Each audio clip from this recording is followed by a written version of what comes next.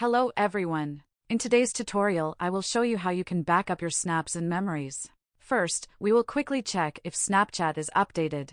Open the App Store or Google Play Store on your phone and find Snapchat. If there is an update button, click it and wait for Snapchat to update. After that, open Snapchat, click on your profile icon in the upper left corner. When the profile opens, click on the gear icon in the upper right corner. A large number of options will open here, but the one we need is Memories. We click. In the New Options menu, we need a Save Destination section. The option we need is the Save button. Here we can choose what we want to save on our phone. We can store memories, camera roll snaps, or both. We choose Memories and Camera Roll. This is very useful because in this way everything we take pictures or share on Snapchat will be saved on our phone. That is all. Thank you for watching this video. Like, share and subscribe to our channel.